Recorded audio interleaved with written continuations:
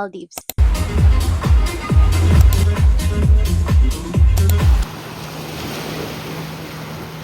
Hi there, if you're new here, welcome. If not, I'm glad you're back. Well, you can just sit in the couch while others live their best lives, or you make a better one by doing any one of the 146 other things.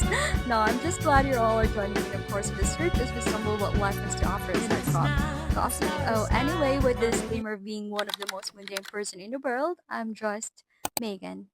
Hello, guys. Welcome to another episode of Life in Maldives. Life in Maldives. Just having lunch here and don't mind na lang yung mga kalat.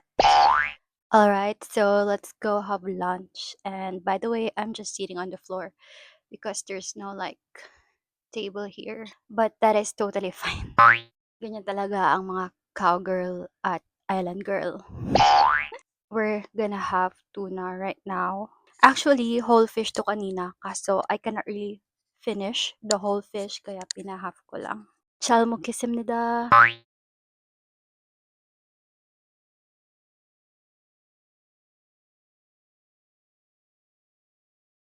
I think I should do ASMR. This is really, really good. Hindi lang siya yung normal na grilled fish. Actually, if you're gonna go for fishing here, like a fishing tour, lahat ng fish na makukuha mo, pwede mo like ipaluto sa restaurant. So, probably, this is very, very fresh.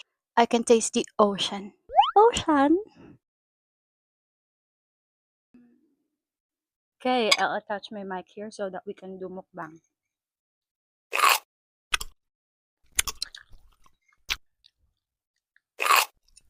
Mm.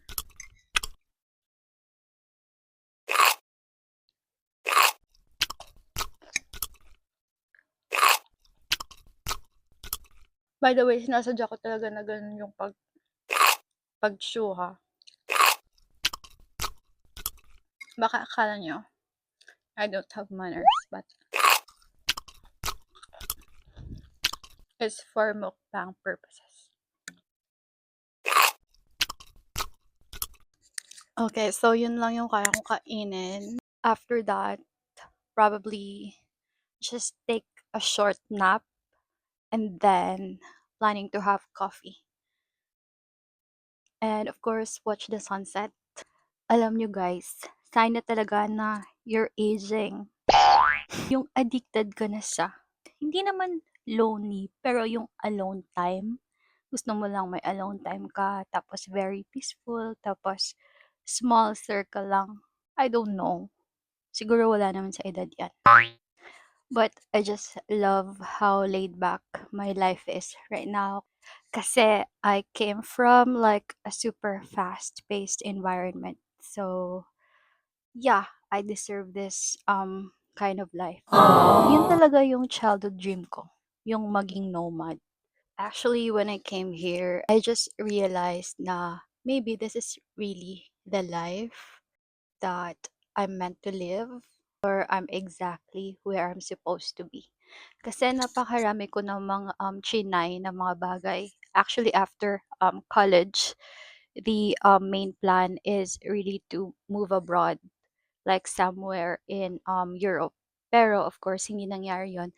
And also, so parang naging podcast, no? Just to get to know me better.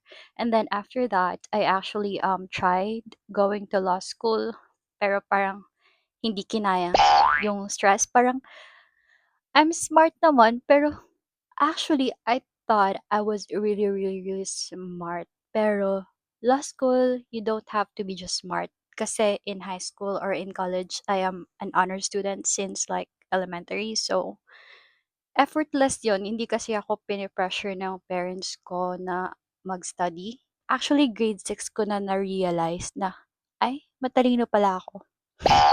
Kasi yung parents ko, hindi ako pinipressure, hindi ako gumagawa ng mga assignments, ng mga kahit anong activities.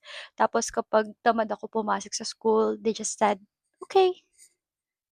So, ganun lang. And then nung grade 6, dun ko na na-realize na yung grades pala is nagma-matter.